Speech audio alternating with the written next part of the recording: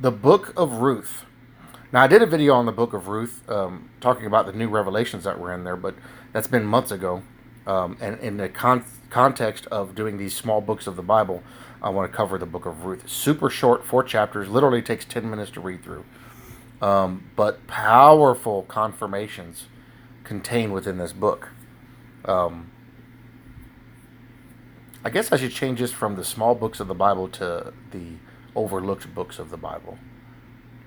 Because a lot of books are overlooked. Ruth is overlooked.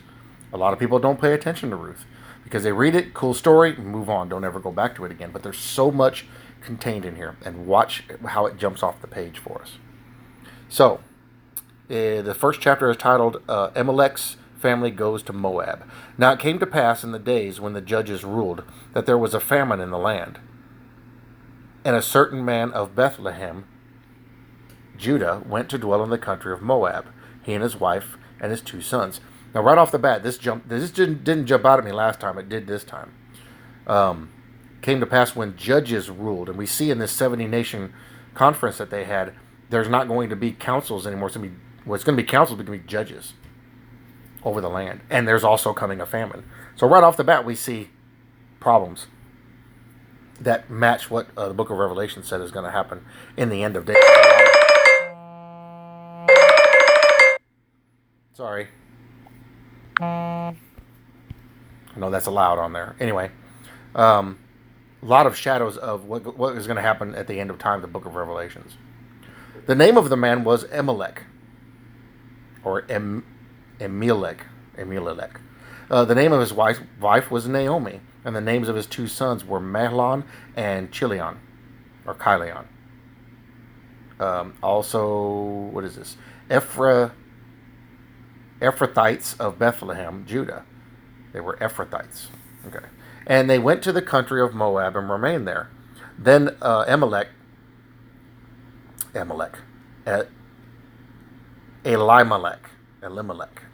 I'll get it right. Naomi's husband died, and she was left and her 2 sons. Now they took wives of the women of Moab.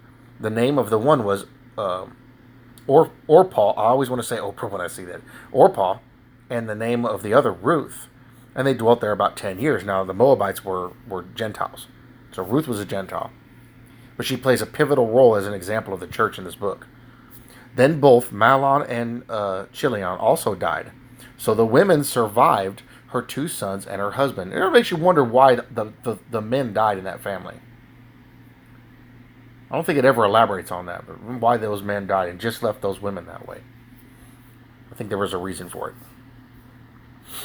Then she arose with her daughters-in-law, that she might return from the country of Moab. For she had heard in the country of Moab that the Lord had visited his people by giving them bread. Therefore she went out from the place where she was, and her 2 daughters-in-law, and they went on the way to return to the land of Judah. And Naomi, so here we see Gentiles. Gentiles have always played a part in Israel and in prophecy, and even in the old times, always. And Naomi, even, Ruth, actually, because of this book and what goes on here, because she married into the Jewish nation, became Jesus Christ's grandmother, or great-grandmother-in-law. And Naomi said to her 2 daughters-in-law, Go, return each to her mother's house. The Lord deal kindly with you, as you have dealt with the dead and with me. The Lord grant that you may find rest, each in the house of her husband. So she kissed them, and they lifted up their voices and wept. And they said to her, Surely we will return with you to your people. But Naomi said, Turn back. So you see, Naomi's Jew, and they're not. Turn back, my daughters. Why will you go with me? Are there still sons in my womb, and they may be your husbands? Turn back, my daughters, go, for I am too old to have a husband. If I should say I have hope, if I should have a husband tonight, and should also bear sons, would you wait for them till they were grown? Would you restrain yourselves from having husbands? No, my daughters, for it grieves me very much for your sakes that the hand of the Lord has gone out against me. This is what she thought, but I think there was a lot more going on here than what was actually, what it looks like on the outside. Then they lifted up their voices and wept again, and Orpah kissed her mother-in-law, but Ruth clung to her. So it's pretty clear that Ruth and the other girl, Orpah, had a very close relationship with their mother-in-law, Naomi. And she said, "Look, your sister-in-law has gone back to her people and to her gods. Return after your sister-in-law." So, being Gentiles, a lot of them worshipped other things, especially the Moabites did. But Ruth said, "Entreat me not to leave you or to turn back from following after you. For wherever you go, I will go, and wherever you lodge, I will lodge. Your people shall be my people, and your God, my God." So right off the bat, Ruth is showing faith. But look what's happening here. It's talking about like when Jesus was talking to the woman with great faith. I just covered it a couple days ago. And he was like, "Well, we don't cast bread to the dogs." He's like, "But even the dogs come after the crumbs." So the desire of the Gentiles is to come forth in that. And he said, "No greater faith have I ever seen." You know. So we see again another shadow of that. Ruth is like, "No, I want to be a part of this. I see it, I judge it to be good, and that's what I want to be a part of. When you die, I will die, and there will I be buried. The Lord do so to me, and more also, if anything but death parts you from me." So she really loved her and really wanted to be with her. When she saw that she was determined to go with her, she stopped speaking to her. Now the two of them went until they came to Bethlehem. Wasn't there a part where Jesus had done the same thing? He saw that they weren't going to leave him alone, so he's like, "All right, come on." Now the two of them went until they came to Bethlehem. And it happened when they had come to Bethlehem that all the city was excited because of them. And the woman said, "Is this Naomi?" But she said to them, "Do not call me Naomi. Call me Mara, for the Almighty has dealt very bitterly with me." This is what she saw because it happened to her life. But I don't think it really was bitter. I think we're going to see, reading through this, it's actually going to work out to be very good. "I went out full, and the Lord has brought me home again empty. Why do you call me Naomi, since the Lord has testified against me, and the Almighty has afflicted me?" So Naomi returned, and Ruth the Moabitess, the Gentile, her daughter-in-law, with her, who returned from the country of Moab. Now they came to Bethlehem at the beginning of the barley harvest. Whoa, really? Interesting. We know all about that, don't we? So chapter 2, Ruth meets Boaz. Boaz is the shadow of Jesus in this story. There was a relative of Naomi's husband, a man of great wealth, and the family of Elimelech. His name was Boaz. Guys, there's so many shadows in here, it blows your mind. So Ruth, the Moabitess, said to Naomi, "Please let me go to the field and glean heads of grain after him, in whose sight I may find favor." So the Gentile is, I want the Lord's favor. I want to worship the Lord. She's here. See the shadows going on here? And she said to her, "Go, my daughter." Then she left and went and gleaned in the field after the reapers. And she happened to come to the part of the field belonging to Boaz, who was of the family of Elimelech. Now behold, Boaz came from Bethlehem.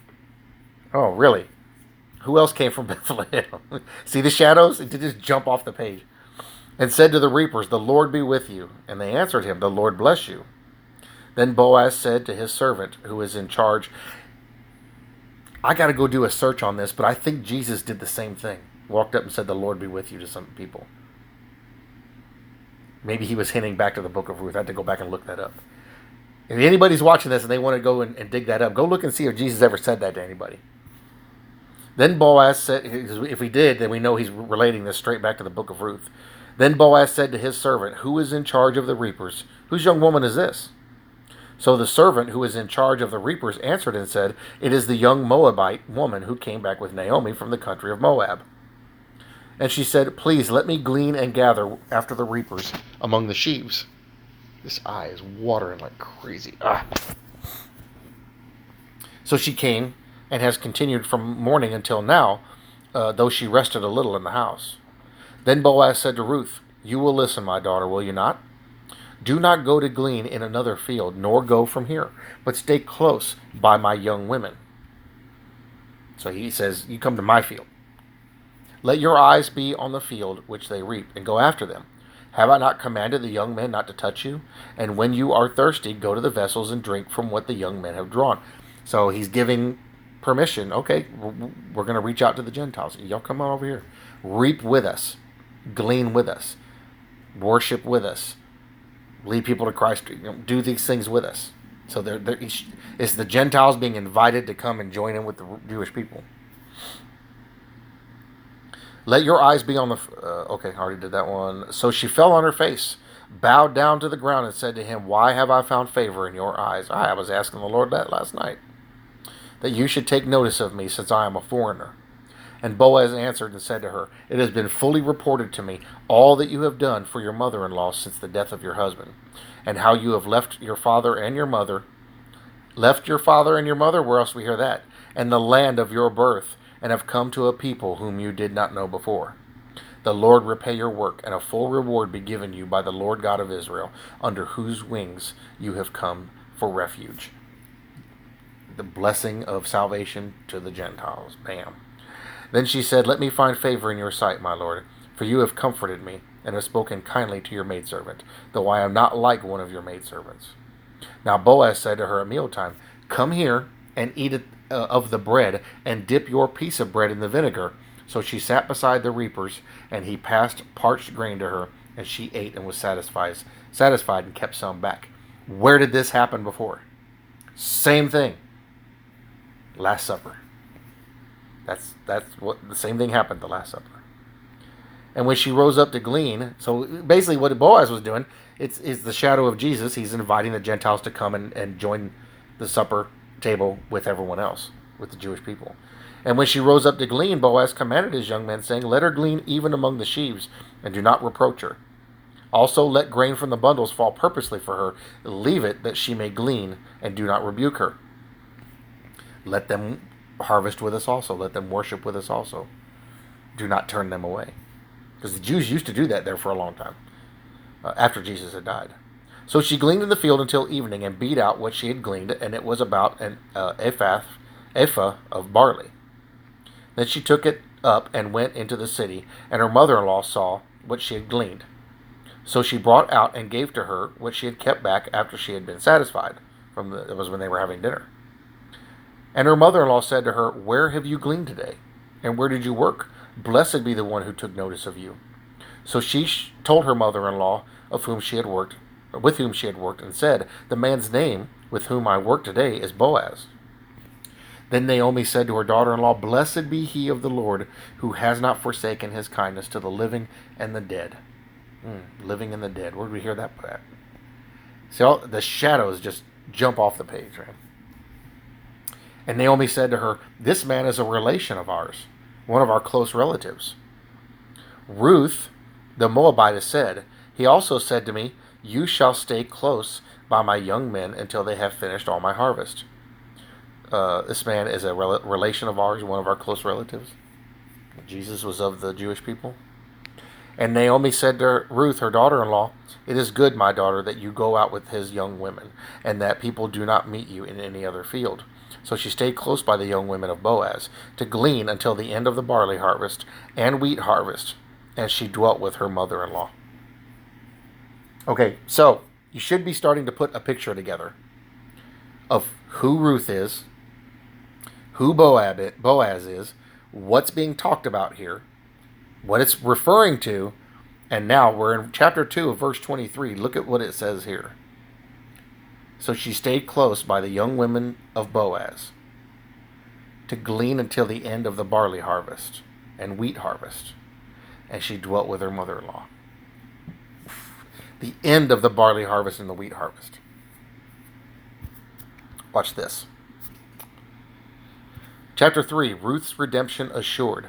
Then Naomi, her mother-in-law, said to her, my daughter, shall I not seek security for you, that it may be well with you? So right off the bat, Ruth's redemption assured. We're looking for the day of redemption. So Gentile redemption assured.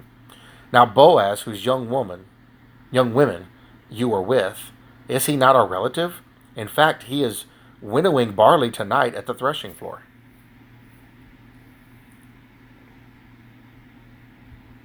I love how God works. This stuff, I don't know if you guys are seeing it, but it's jumping out at me. Therefore, wash yourself and anoint yourself. Put on your best garment and go down to the threshing floor. But do not make yourself known to the man until he has finished eating and drinking. Then it shall be when he lies down that you shall notice the place where he lies, and you shall go in, uncover his feet, and lie down, and he will tell you what you should do. And she said to her, all that you say to me I will do. So she went down to the threshing floor and did according to all that her mother-in-law instructed her. And after Boaz had eaten and drunk, and his heart was cheerful, he had a little wine, he went to lie down at the end of the heap of grain. And she came softly, uncovered his feet, and lay down. Now it happened at midnight that the man was startled and turned himself, and there a woman was lying at his feet. And he said, who are you? So she answered, I am Ruth, your maidservant. Take your maidservant under your wing, for you are a close relative. Protected under the wings of God, under the wings. For you are a close relative. So basically what's happening is, since he's a close relative, she's marrying into the family. Much like we're going to marry into the family.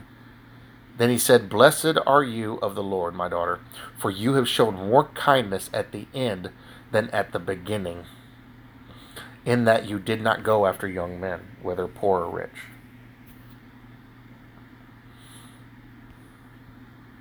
Hope you guys are seeing all this stuff. And now, my daughter, do not fear. I will do for you all that you request, for all the people of my town know that you are a virtuous woman. I will do all that you request, all that you pray. Oh, this eyes. Now, it is true that I am a close relative. However, there is a relative closer than I. Stay this night, and in the morning it shall be that if he will perform a duty of a close relative for you,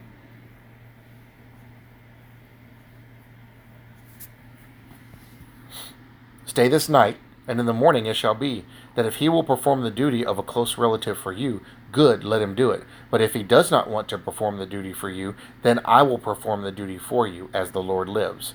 Lie down until morning. What duty is he talking about? What closer relative is he talking about? This is referring to God and Jesus. This is shadows of describing what's going to befall the Gentile members of the church. So she lay at his feet until morning, and she arose before one could recognize another. So she got up early. Then she said, do not let it be known that the woman came to the threshing floor. Also she said, bring the shawl that is on you and hold it. And when she held it, he measured 6 ephahs of barley and laid it on her. Then she went into the city. Oh, this eye. Oh, sorry. When she came to her mother-in-law, she said, is that you, my daughter? Then she told her all that the man had done for her. And she said, these 6 ephahs of barley he gave me. For he said to me, do not go empty-handed to your mother-in-law. Then she said, sit still, my daughter, until you know how this matter will turn out. For the man will not rest until he has concluded the matter this day. 6 ephahs of barley. Somebody should study on that, what that is significant of. Just saying. Chapter 4, Boaz redeems Ruth. We see what's going on here. I never saw it before, but now that since I've read it, I see it. Now Boaz went up to the gate and sat down there. Went up to the gate, and sat down there. And behold, the close relative of whom Boaz had spoken came by. So Boaz said, come aside, friend, sit down here. So he came aside and sat down. And he took 10 men of the elders of the city and said, sit down here. So they sat down. Then he said to the close relative, Naomi, who has come back from the country of Moab, sold the piece of land which belonged to our brother Elimelech. And I thought to inform you, saying, buy it back in the presence of the inhabitants and the elders of my people. If you will redeem it, redeem it. But if you will not redeem it, then tell me, that I may know, for there is no one but you to redeem it, and I am next after you. And he said, I will redeem it. Then Boaz said, on the day you buy the field from the hand of Naomi, you must also buy it from Ruth the Moabitess, the wife of the dead, to perpetuate the name of the dead through his inheritance. And the close relative said, I cannot redeem it for myself, lest I ruin my own inheritance. You redeem my right of redemption for yourself, for I cannot redeem it. What did he just say? The Jews are mine. The church is yours. Now this was the custom in former times in Israel concerning redeeming and exchanging to confirm anything. One man took off his sandal and gave it to the other, and this was a confirmation in Israel. Therefore the close relative said to Boaz, "Buy it for yourself." So he took off his sandal. And Boaz said to the elders and all the people, "You are witnesses this day that I have bought all that was Elimelech's, and all that was Chilion's and Mahlon's, from the hand of Naomi." So we see the redemption of everybody. "Moreover, Ruth the Moabitess, the widow of Mahlon, I have acquired as my wife, to perpetuate the name of the dead through his inheritance, that the name of the dead may not be cut off from among his brethren and from his position at the gate. You are witnesses this day." And all the people who were at the gate and the elders said, "We are witnesses. The Lord make the woman who is coming to your house like Rachel and Leah, the two who built the house of Israel. And may you prosper in Ephrathah and be famous in Bethlehem. May your house be like the house of Perez, whom Tamar bore to Judah, because of the offspring which the Lord will give you from this young woman." So Boaz took Ruth, and she became his wife. And when he went into her, the Lord gave her conception, and she bore a son. Then the woman said to Naomi, "Blessed be the Lord, who has not left you this day without a close relative, and may his name be famous in Israel." Whose name? "And may he be to you a restorer of life, and a nourisher of your old age. For your daughter-in-law who loves you, who is better to you than 7 sons, has borne him." Then Naomi took the child and laid him on her bosom and became a nurse to him. Also the neighbor woman gave him a name, saying, "There is a son born to Naomi," and they called his name Obed. He is the father of Jesse, the father of David. Who came after David? Jesus. He's in the line of David. Now this is the genealogy of Perez. Perez begot Hezron. Hezron begot Ram. Ram begot Amminadab. Amminadab begot Nahshon. Nahshon begot Salmon. Salmon begot Boaz. Boaz begot Obed. Obed begot Jesse. And Jesse begot David. And if you keep going down the line, you hit Jesus. So this is a shadow of the Gentile church marrying in to the Jewish nation. This is a shadow. This is a shadow of what's coming. All kinds of confirmations popping out of this thing. It's amazing to read it. And the more you study it, the more you find. It's pretty cool. All right. So that's the Book of Ruth. Do yourself a favor. Go into a more in-depth study and do research on some of the names in there. You're going to find other secrets hidden in here. There are people right now that are doing that, and it's blowing them away what they're finding. Love you guys. Bless you all in Jesus' name, and I'll see you in the next one.